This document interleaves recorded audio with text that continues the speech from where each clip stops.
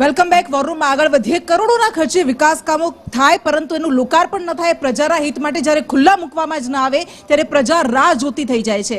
વડોદરામાં કંઈક આવું થયું. બે વર્ષ સુધી અતિથિ ગૃહનું લોકાર્પણની રાહ જોવાતી રહી પરંતુ એ થયું નહીં અને સંદેશ ન્યૂઝે આ અહેવાલ પ્રસારિત કર્યો. બિલકુલ, સંદેશ ન્યૂઝે અહેવાલ પ્રસારિત કર્યો અને તુરંત જ તેનું લોકાર્પણ કરી દેવામાં આવ્યું. સ્થાનિક સાંસદ હતા, તેમના દ્વારા તે લોકાર્પણ કરવામાં આવ્યું છે અને એ સવાલ ચોક્કસપણે ઉપસ્થિત થઈ રહ્યો છે કે બે વર્ષ સુધી જ્યારે આ નિર્માણ કાર્ય પૂર્ણ થઈ ચૂક્યું હતું તો આખરે તેનું લોકાર્પણ શા માટે ન કરવામાં આવ્યું?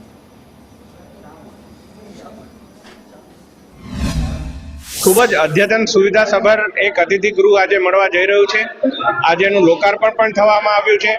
ઘણા બધા રાજકીય પ્રશ્નો પણ ઊભા કરવામાં આવ્યા ભૂતકાળમાં કે 5 વર્ષથી આ પ્રોજેક્ટ ચાલતો હતો અને હજુ સુધી લોકાર્પણ કેમ કરવામાં નથી આવ્યું. પરંતુ ઘણા બધા લેન્ડસ્કેપિંગના પણ હજુ કાર્યો પ્રગતિમાં છે.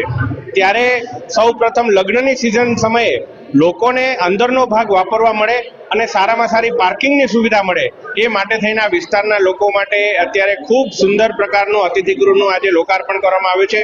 અને આટલું મોટું આયોજન જ્યારે કરવામાં આવતું હોય છે ત્યારે ઘણી નાની મોટી વસ્તુઓના કામોના આયોજન અથવા કામગીરી ચાલુ હોય છે.